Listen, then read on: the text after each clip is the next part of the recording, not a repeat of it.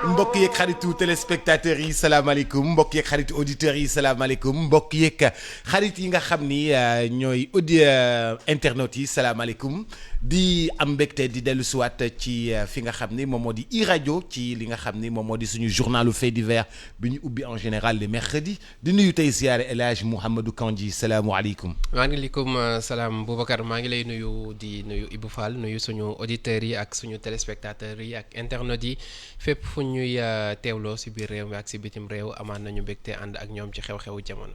El Hadj Ibou Fall ñoo ngi lay nuyu di la siyaare. Boubs maa ngi lay nuyu di nuyu kilifa Kandji di nuyu Mohamed Kandji di ko nuyu auditeurs yeeg internautes yeeg téléspectateurs yi ak sama saaga club bi. macha allah bisimilah. mais léegi da nga ciy boole fans club bi. ak fans club gis naa ñu ubbi ci lan Instagram. fans club Ibou Fall non Facebook fans club Ibou Fall. Facebook fans club Ibou Fall. Facebook mais leen seen xol. mais moom Oumy Ndour a ko ëpp buzz. waxtaan yi moom moo yor buzz. Oumy Ndour a ko ëpp buzz. mais kooku man dañ may menacé. du ma ci mën a sori. damay nuyu ay kilifa. Oumy Ndour te mu ne ma c'est mon mari lan. de sous-sol. mon mari de sous-sol. sama takku suuf. da ngay seet mon mari de sous-sol. ana Ibou Fall mon mari de sous-sol. en tout cas. bisimilah. alors ñu tàmbalee ko ak alerte bi nga xamante ni mbootaay bi saytu ñi ñu denc ci kaso yi ak ñi sàmm ak yelleefu doomu aadama yi génnee nañu ko di ñëwaat ci jafe-jafe yi nga xamante ni moom moo am ci kaso bu Rebeuss ñu xamle ni dañuy dundaale ak ñàkkum ndox mais bu weesoo loolu aussi am na épidémie de gale boo xamante ni commencé nañ ko fa nemmeeku alors xam nga ni nag de nature.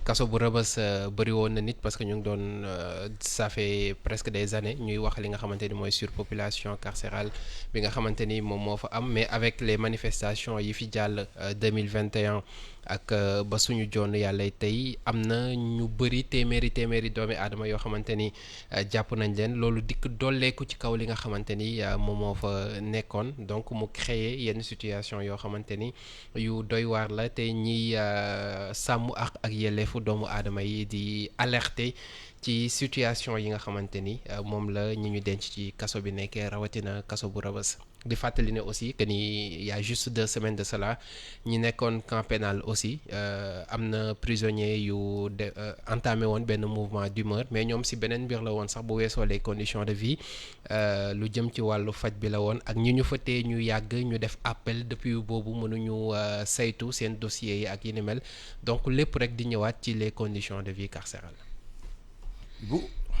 man li may wax ci kaso yi kay xanaa ma baamtuwaat ko rek les gens qu'on jette en prison teg leen fa ñuy ay charges supplémentaires on les parce que du ñu am possibilité réinsertion alors que ils ne doivent qu'une dette à la société vraiment société ci man jamono day dox ñii nga xam ne dañu ne tooñ nañu askan wi nañu fay seen bor parce que bor la rek li ci ëpp bor la on a besoin de bras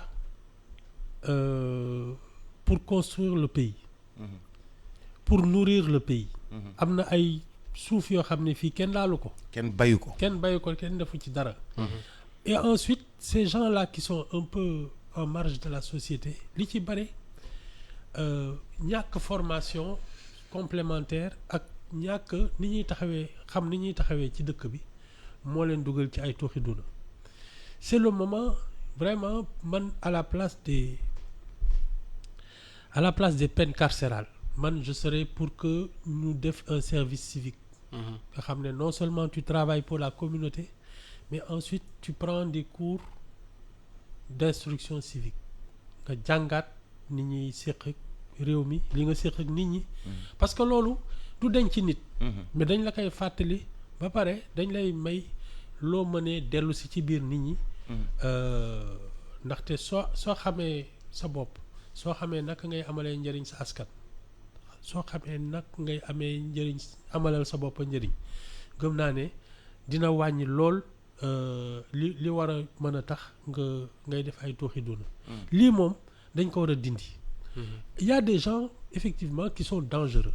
Ouais. Et qu'on doit peut-être isoler de la société. ay psychopathes ak yooyu xam ne ñooñ dañuy reyaate dañu feebar te ñooñ suñ leen mënee faj leen parce que feebar la on doit les isoler parce qu'ils sont dangereux mais li ci ëpp nit ñu juum lañu et vraiment on doit avoir une autre attitude que de les accabler parce que da nga leen di yokkal gàcce da nga leen di yokkal coono da nga leen di yokkal toroxal te loolu amul njariñ du affaire u baax ak yooyu affaire mu am njariñ la lii soo koy def day fekk mu amal la njariñ mais ñi ci ëpp ku leen dugaloon ci ay camp soit ñuy def des travaux d'intérêt public nga xam ne dañuy tabaxaat ay école ay kii raxas ay kii yooyu wala ñu def leen ci ay tool nga xam ne ils peuvent au moins contribuer au stock de sécurité alimentaire mais c'est mieux que de les laisser dans un camp comme ça ñuy feebar ak di kii.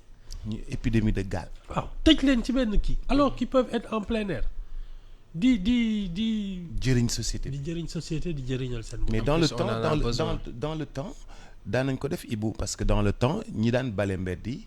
ils retournaient en prison dañ daan xëy suba génn bale mbedd yi.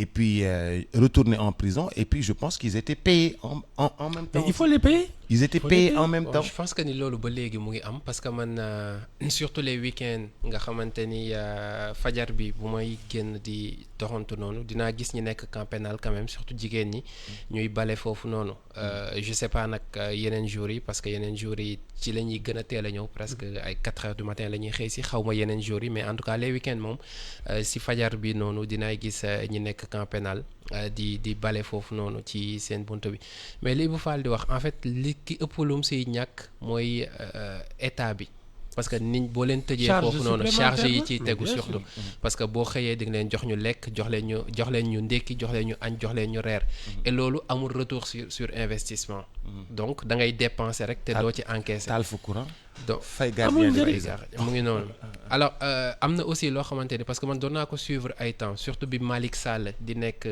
ministre de la justice am na benn campagne bu ñu ubbi woon ci nees la ñu mën a def ba xeex déjà les longues détentions préventives mais également mandat de dépôt systématique yi nga xamante ni ñu ngi koy joxe parce que en fait loolu mooy véritable problème bi mooy mandat de dépôt systématique yi ñuy joxe bu weesoo loolu aussi longue détention yi parce que di nga gis koo xamante ni teewee nañ ko mbir jàpp ko téye ko ci kaso bi ay at xëy benn jour ne ko liñ la doon toppee defoo ko dara bàyyi mu dem alors qu'il a perdu énormément de temps beneen mbir boo xamante ni aussi am na ay journalistes yu ci jotoon liggéey mooy ñi nga xamante ni ay délits mineurs la ñu def ñu jàpp leen tëj leen ci kaso bi souvent dañuy gis ni bu ñu génnee généralement ñoom ñooy def délit majeur yi parce que banditisme dëgg fa la ñu koy jàngee ce n'est pas ñëpp nag mais am na ci ñoo xamante ni foofu la ñu koy jàngee parce que foofu la ñuy côtoyer ñi nga xamante ni ñoom ñoo gën a peut-être yàgg ci milieu bi affaire yooyu noonu et puis formation lay doon ci ñoom donc bombe sociale la et il faut ñu désamorcer ko bu weesoo feebar yeeg yi ñuy dund foofu noonu c'est parce que am na leneen lu nekk ci ginnaaw et je pense que la proposition de Ibou Fall bu yàgg ba léegi ñu ngi koy wax mais concrétiser ko moom moo ci des mais la bande là Inno la Inno il avait peut-être commis quelques larcènes mais il a rencontré des gens en prison mooy la première bande de gangsters bi fi nekkoon c'est ce qu'on appelait la bande à Dabo ñooñu la mujj nekk seen boy et donc il a appris à être un dur et à partir de la prison apprentissage boobu la moo créé la bande à Inno à partir de la prison nga xam ne amul njëriñ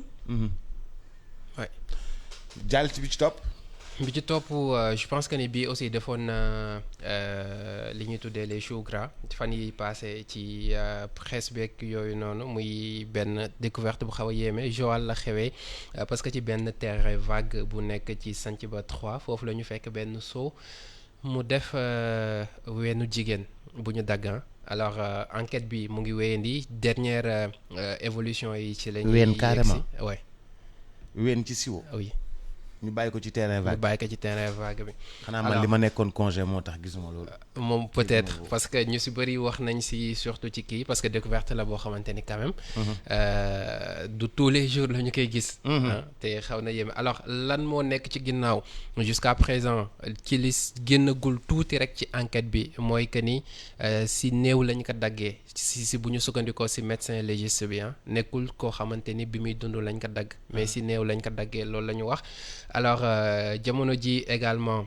amaguñ ñoo xamante ni ci luñ jàpp fi enquête bi toll tegagun nañ leen ci loxo mais ñi nga xamante ni ñoom ñooy liggéey ci enquête boobu noonu ñu ngi def seen kéem kàttan ba xool ana ñan ñoo def jëf joojule alors lan moo nekk ci ginnaaw on sait pas est-ce que c'est pour des raisons mystiques ou bien en tout cas xamaguñ ci mais en tout cas loolu moom mooy découverte bi nga xamante ni def nañ ko di fàttali ne 1er octobre bi ñu génn vers 15 heures si la ñu gis mbir mi te ay taalibe ñoom ñoo ko gis. xamuñu le reste du corps fu mu ne. le reste du corps non pas encore. ah ça c'est compliqué. c'est compliqué kay. loolu beneen liggéey la. waaw beneen liggéey la. loolu beneen liggéey la mais daal mais loolu mystique na de Kandji. waaw li ci kii. li nga xamante ni moom moo si. trafic d'organe. trafic d'organe non mënutul nekk trafic d'organe kooku kii na ba pare kay. faatu na ba pare. justement. non faatu na ba pare xam nga kuy dund ngay jël organam ba pare. garder ko. ba pare def ko ci condition yoo xam ne bu bees nii. moo tax ñii di def seen testament ne man damay defee doon d'organe. non da ngay dee ñu daggate kii def la tranche yóbbu di la jaay par kii morceau. mais am na kii quand même am na nañ koy wax am na temps buñ ko mën a defee. balaa temps bu gàtt la waaw temps bu gàtt la parce que sinon yi nga xamante ni. c'est immédiat. exactement c'est immédiat. suy nelaw rek ñuy jublu ci liggéey bi waaw. sinon su yàggee rek c'est terminé. mais yooyu yëpp li nga xamante ni moom la ñu bëri njoxtu daal mooy que ni c'est peut-être pour des raisons mystiques. waaw te dëkk bi moom dafa xaw a yéeme surtout fi ñu toll nag. surtout le contexte ça fait pas bizarre. non mbaadu sëriñ. élection yeeg yooyu. sëriñu présidentiel bi daal laaj wen ci diggu terrain. rabu kii bi palais bi. rabu palais bi laaj. mais moom lu muy laaj garaaw na tamit de. non ñun génn guñ ci sous-développement. génn guñ ci sous-développement. ni ñuy réfléchir sax moo en fait on ne réfléchit même pas on est dans des émotions des frayeurs des yooyu génn guñ ci de. pour dem palais. gaa ñi au lieu de travailler sur un programme ak yooyu am stratégie politique ils font le tour des marabouts lu ne ñu ne la saraxe. c'est justement loolu moo nekkoon question bi ma doon bëgg a poser. Ibou Fall dañuy gis bu kii bi ñëwee déjà ñi nga xamante ni. souvent ñi fi ñoon ay saraxe puune gi. voilà association albinos ñoom dañuy teel a alerter. yeneen. bëgguñu problème parce que dañ leen di sonal aussi. mais kii dem pale nag li mu war a gën a soxla mooy nopp journaliste. noppi journaliste. sëriñ bi nopp journaliste la laaj. la ñu am pour liggéey. non pour nit ñi dégg ko. il faut mu joxe nopp journaliste. non génnaguñ ci parce que si non mais c'est vrai quoi. et puis xam nga lu tax ñuy on est dans ces histoires là. parce que finalement xoolal ñi nga xam ne ils ont déclaré une candidature à la présidentielle. Il y en a presque 200. 206. Hein? 6. Il y en a peut-être une dizaine qui ont déclaré leur candidature depuis 1 an ou 2. Tout le reste. C'est il n'y a pas longtemps. Ça fait 1 semaine ou 2. Donc, ñoom, à part croire au miracle, ils s'attendent à quoi? Croire au miracle. Ah, attends. Tu attends 5 mois pour te décider à aller à la présidentielle. Xanaa kay ay ñaan nga soxla. Parce que liggéey dëgg. Porte à porte def le tour du Sénégal installer des comités électoraux yooyu mais ça prend des années hein am ay représentants ci bureau de vote bu nekk takk ay nu mu tudd béy oui béyu ndoy baan ba takk béy buy dund ci ndigg bi non je ne vois même pas à quoi ils peuvent penser bàyyi ba mu des que ñaata mois ci des 5 mois hein tu veux conquérir tout le pays waaw nga xam ne yow kay tu crois au miracle léegi nag miracle mooy dem fekk jàmbur dee nga dagg ween wi teg ko ci digg terrain di woo ay rab non mais nag pour nit ñi dégg la mais gars yi dañ gëm loolu Ibou Fall. waaw moo taxit. li ngay wax à chaque fois bu ñu xoolee làmb ji rek ci la ñuy xam ni dañ ko gëm. bien sûr mais à la différence des grands champions là mais ñoom seen ay entraînement ay 6 mois kii pour un ñoom au moins dinañ entraîner. mais dinañ entraîner. Oui. mais ñii dañu yëkkatiwul sax faire. Je te dis ne serait-ce que parce que une présidentielle c'est aussi une épreuve physique. Parce que tu fais le tour du Sénégal, tu dors très mal. Debout. Waaw. Tu es debout sur la voiture jusqu'au soir. Physique sax je te dis jaarul guñ ci non attends les gens croient au miracle. mooy lii rek liñ commencé di sàcc ay puuneeg di suul ay affaire fekk. xale yu ndaw yi aussi. ah ouais. moment la yoo xamante ni vraiment yu critique lay doon. te je te dis les histoires de lu ne pouvoir dañ ko là gis. les gens font semblant nii mais jaral na leen bakkenu ah jàmbur. mais bien sûr. mais kon élection bi mystique na à ce point présidentielle mystique na. même pas les gens qui vont travailler vont gagner. ñiy dof la nii di ut ay sarax ak yooyu naan kii dama am bay rek kii dugg ci dara lañ dul gis ay c'est du travail c'est pas autre chose. loo liggéeyul doo ko am loolu liggéeyul doo ko am. non surtout dans une situation comme ça politique. Toi aussi c'est des trucs cartésiens c'est des calculs c'est une stratégie. bëgg gagner Bakel te mosoo dem Bakel. mooy yow waaw noo koy defee. la politique c'est une science. c'est une science. il faut pas dañ koy jàng école tamit. je te dis c'est dañ une koy jàng science université. wala nga jàng ko sur le terrain. sur le terrain. sur le ñi nga tas. xam ne seen koñ la ñu commencé ne chef de quartier après conseil municipal après maire après député département après tu as une assise nationale tu fais le tour du Sénégal pour contrôler l'exécutif ñëpp xam ne yow askan wi nga taxawal tu sais comment contrôler un exécutif mais su yàggee tu sais diriger un pays ça s'apprend aussi comme ça. dans le temps. mais yaakaar ne soo xaree béy bu ñuul dinañ la fal. mais ba ci mais nag Saint moom nañ ko bàyyi fu mu nekk. Saint moom nañ ko bàyyi fu mu non nekk. vraiment ak surtout ci mois bi ñu nekk. mois bi ñu nekk Saint moom nañ ko bàyyi fu mu nekk. léegi nga gis ñu commencé profaner waat yeneen tomb yi. mais bien sûr boo xëy si célébré yoon boo romb fekk fa ay nen ak. lu garabu yi ñoom seen traite jot na. waaw. mais nag ils se juste font énormément d'argent. ah oui. sama jigéen bi njaate nee na journaliste yi moytu. moytu lan. ak gars yi dañu soxla nopp journaliste. yow doo bàyyi li nga suñ nopp yi lañ am ngir. non gis nga nopp journaliste. boo ko saraxee. xanaa yu rëy lañu soxla non yu ndaw. wax yaa ngi bëgg a am borom nag. daal candidat yi daal lu ne la ñuy soxla daal. wax jaa ngi bëgg a am lu ne borom. la ñuy soxla lu am ne. na fi benn année bi ñu ne woon xaw ma benn seetkat moo ne woon xaw ma daal ay journaliste dinañ dee ñoom bu commencé naan ma animateur laa de.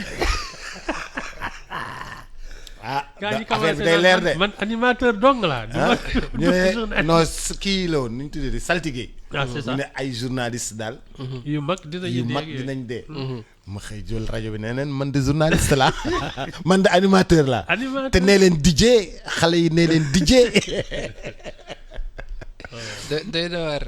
doy na waar Stop. suñu rapport ak mystique yi moom. non mystique moom dañoo mystique ba yàqu waa réew mi. yéeme na ñu yeewu ci li xew également fee nga xamante ni moom moo di Yeumbeul Nord quartier Asecna benn xale la ñu dugal ci fosse septique bébé la alors ñi nga xamante ni ñoom ñoo di askan wi ko gis nag ni ñu def moo di dañu gis ni bâtiment bi ñu nekkoon ngir ndox bi doon jàll daf doon am problème si ginnaaw gi la ñu def liggéey bi woo koo xamante ni mën na déboucher mbir mi bi ñu ko commencé def la ñu gis ay reste ñu xam ni kii xale la bébé la bi muy génnaalewul bakkan parce que peut-être xëy na yàgg na fa ci la ñu ko évacuer voilà woo également ñi nga xamante ni ñoom ñoo di enquêtes yi commissariat bu Yeumbeul Nord ñoom ñoo yor mbir mi bi ñu ñëwee sur les lieux également ci saa si la ñu ubbi enquête ngir mën a déterminer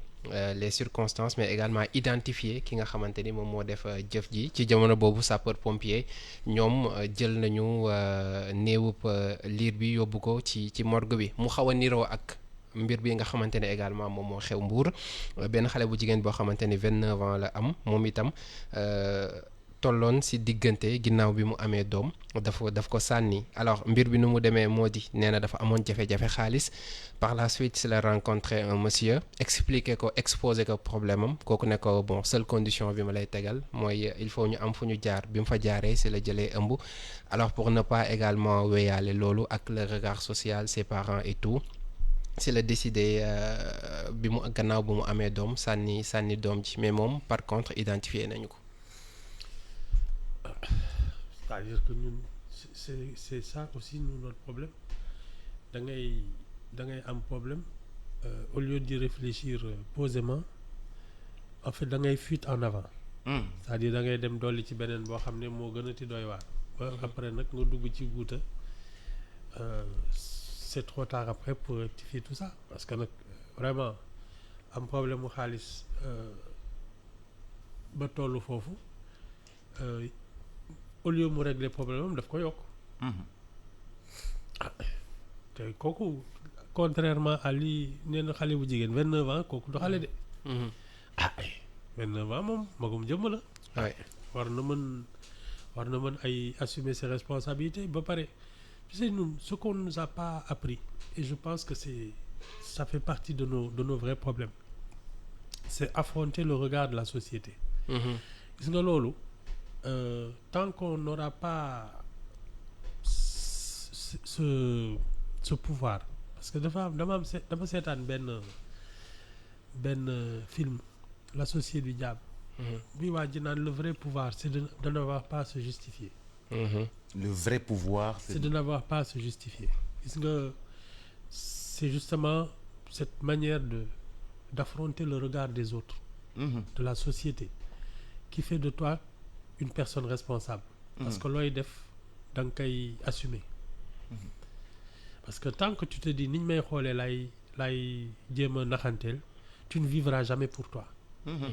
Parce que problème yi mu doon sàkku muy problème mu xaalis su doon moom xëy na le regard de la société mayoon na ko mu kii boppam mën na muñ ñàkk xaalis.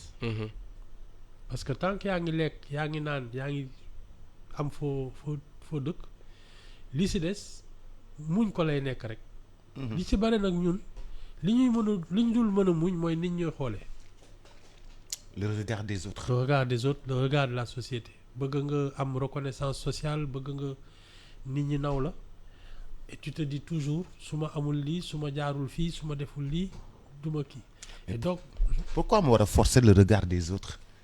war a forcer le regard des autres bëgg nit ñi naw ma par force bëgg nit ñi bëgg ma par force bëgg nit ñi di ma xoolee de haut par force. boobu c'est comme seetu rek. li lay seetu bi di jox moom ngay gisee sa bopp. ça veut dire que ñu ci bare su la nit ñi xeebee nga xeeb sa bopp su la nit ñi nawee nga ne mën a yëg sa bopp voilà donc yow ñeneen ñi ngay déglu. parce que xamuloo sa bopp te loolu xam nga yara la koy def. yar mooy tax ngay xam sa bopp su dee nag ci liñ lay yare jàngaluñ la sa bopp mais dañ lay jàngal ni ngay naxanteeg bëtu nit ñi li nit ñi di xalaat ci yow ak niñ lay xoolee loolu rek ngay dox. doo dox sa soxla loolu moo ñuy indi lu bari problème yu bari li tax ngay jënd oto bi gën a rafet ci koñ bi bëgg gaa yi xool la bëtu kii am na ci ñoo xam ne ils ont toujours envie que ñu ñee leen. parce que ragal nañ ku leen xool xeeb leen donc ils multiplient tout le temps loo xam ne dañuy indi coow dañuy kii voilà. nekk centre d'intérêt wu. nekk bu nit ñi waxul ci yow sax da ngay ne problème am na. c'est ça day am ñoo xam ne nit ñi ñoo leen di dundal. li ñuy wax ci yow li ñu leen di xoolee ni ñuy voilà moo tax gis leen ma rek la ñuy def. ci mbedd mi ci xew yi la ñuy taxaw mooy people machin ak yooyu da ngay def rek. je pense moom la ñuy tuddee le syndrome de Dieu. ah yooyu la c'est ça le syndrome de Dieu da ngay bëgg nekk comme li ñu naan Dieu il est omniprésent. fépp foo dem mu ngi fa. am na genre nit yoo xamante ne aussi noonu la ñuy mel. tey jii bu ñu toogoon fii ñëpp noppeendoo dinañ toog ba mu yàgg yuuxu ñëpp gis leen. c'est ça parce que fu ñuy dem lu ñuy sol dinañ ca boolee loo xamante ne il faut ñu wax ci. te souvent day doon benn xeetu égocentrisme narcissisme boo xamante ni day dem ba à la limite da lay dofloo. à la limite da lay dofloo société bi am na ci part parce que comme Ibou Fall souvent nu mu koy waxee dañ nekk ci société boo xamante ni société wu m'as-tu vu la. nii laa mel nii laa toll. fii laa bokk. xam nga bu ñu demee ba tey 2023 ñu nekk ci histoire encore affaire yax bu rëy ak yooyu noonu. ça veut dire que ni pare guñ pour avancer. mais loolu aussi tolluwaay la et état d'esprit la am na ñoo xamante ni dëgg la naam ci famille yi ñu yaroo ñoom ñoo leen yóbbee loolu. ñi ci des manque de confiance en soi la parce que tey boo gëstoo tuuti ci li ñuy tuddee les sciences du comportement da ngay gis ni genre nit yooyu noonu loolu xeetu bouclier lay doon pour ne pas ñu gis exactement li ñu doon parce que c'est des gens yoo xam ne dañuy manquer confiance ci ñoom c'est des gens yoo xamante ne am na lu ñu dund maintenant pour changer image boobu noonu dañuy créer beneen image et loolu moo leen di jural benn narcissisme boo xamante ni tey yaakaar nañ ni lépp lu taxaw ci àddina ñoom rek en fait seen bopp kese daal. et souvent moo leen di jural itam yenn jafe-jafe yi ñuy am parce que boo bëggee topp li ñuy tuddee toujours ngay naviguer fi la ngelaw li di yóbbu dana dem ba dugal la ci benn tempête boo xamante ni dootoo ci mën a génn. est-ce que c'est exactement ça. est-ce que société bi daal moom ci boppam daf ñuy exiger léeg-léeg moom sax exiger wuñu ko waaye ñoo ko exiger suñu bopp.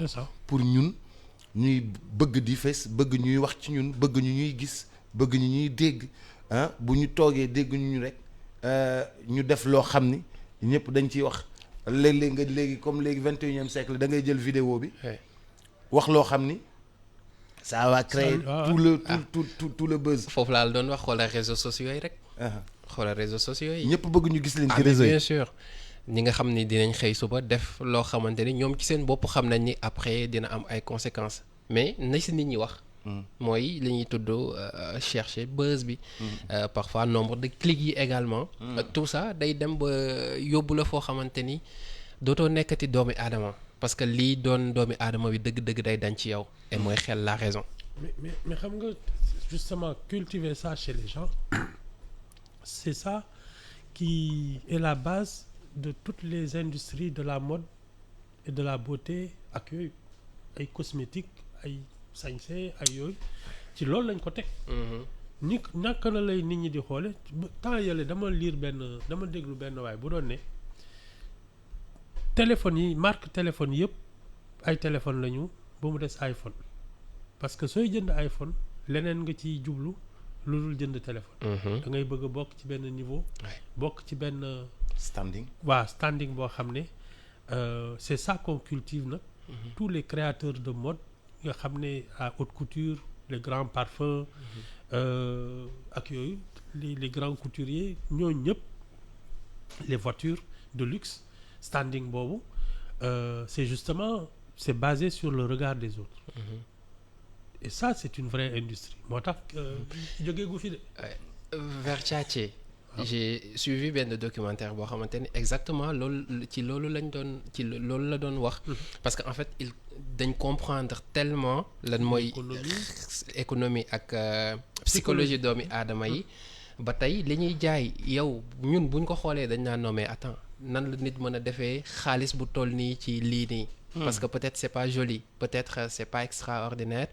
mais jaayatuñ li nga xamante ni moom moo di yére bi wala mais marque bi la ñuy voilà li ma sol peut-être c'est Chanel ou bien c'est Versace ou bien c'est mu ngi noonu.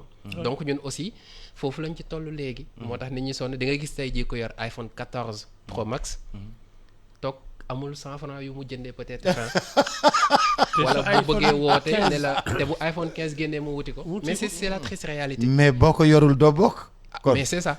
aywa kon ñun ñett ñu bokk ñu de. ñun ñett ñu yoruñu iPhone ñun ay seer lañu. ndeke non iPhone la yor. non ñun ay seer lañu laa wax. même bu yor iPhone ay seer lañu parce que yorul 14 yorul 15. da koo nëbbu.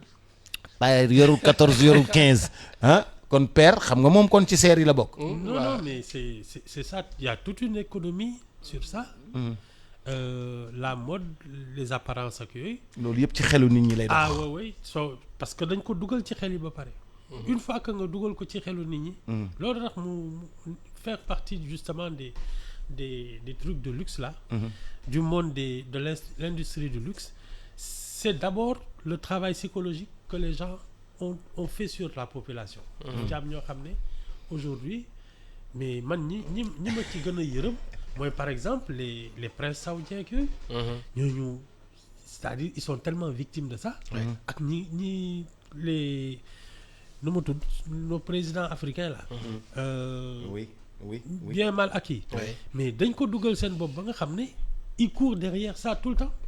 teg 30 Ferrari yi mënoo si dawal mun te benn rek nga si mun dawal. dañ lay dofloo. yow bii te dañ lay ne bii génn na c'est le minimum boo mën a am. mais bii nag moom soo ko amee yow ak reine d'Angleterre yéenay toll. nga jël yëpp. mais lu doy waar a ngi noonu. non mës nañ ma nettali benn waay bu doon jënd xaw ma lan xaw ma cuisine xaw ma daal lañ ñu ne ko mais oui bii c'est un peu cher mais diw moo ko jënd waa ji jënd ko. parce que damaa bëgg a tolloog diw. exactement voilà bëgg maa seeg diw. c'est ce petit cercle là. qu'on a mis dans nos têtes. ba pare nag di la naan yow soo ci bokkul tekki yoo dara. mooy li Sarkozy waxoon quand à 50 ans tu n'as pas une Rolex. c'est que tu as raté ta vie. xam nga suñ demee ba koy xalaatee noonu. c'est ça. mais la société de consommation. mais man ak yéen bokkuñu si parce que Chanel bu mu ñëwee fii di défilé. invité wu la invité wul kii invité wu ma. ah waaw ñun kat suñu kon xool yéen bokk leen ci yooyu. ñun on a les poches trouées. ñun ay surga lañu. benn dafa am ñoo xam ne ñoom la ñu tànn. jël seen avion ñëw ba fii. def fi seen défilé am ñu invité fële ca palais de justice bu yàgg ba. ñëw def défilé bi jëlaat avion yi ñibbi. ah mais c'est ça. mais yéen kon bokk leen ci. dama mës a dem benn kii siège u Stern. ñoom c'est les quatrièmes en matière de diamant c'est les quatrièmes mondiaux. Mais en matière de pierres précieuses ce sont les pierres de couleur ce sont les numéros 1 mondiaux. seen siège il est à Rio. Rio de Janeiro. léegi ñoom dañuy organiser ay navettes ci hôtel yi pour nga dem visiter kook yooyu bon ñu dem seetaan ko ak yooyu alors hôtesse bi ma doon waxal ma ne ko boobu c'était ay 2007 ma ne ko mais yéen pourtant au Sénégal on va organiser l'OCI il y aura tous les princes saoudiens ak yooyu mu ne ma ñooñu ils sont là tout le temps mu ne ma gis nga ils ont perdu le sens de l'humain. mu ne parce que ils peuvent t'acheter une petite bague comme ça à 1 milliard. Donc ñoom comprendre ñu nit bu amul 1 milliard dans son compte dañ lay xool comme un animal quoi. Ils ont perdu le sens de l'humain. Parce que justement ñoom seen biir soo amuloo jet privé amuloo des trucs dans le monde entier. Tu peux pas faire un saut de puce ne daal maa ngi jënd ay bijoux jógee Paris dem Rio jënd benn lam ak sa jet privé dellu si loolu soo ko mënul ci ñoom doo nit. bokkuloo si ñoom. waaw. xam nga yooyu bokkuloo ci ñoom. yooyu nag c'est compliqué. kañ wàcc nga jógañ dem amoo jet privé. amoo jet privé. wàcc nga. ba suba ak jàmm incha allah. merci beaucoup jërëjëf.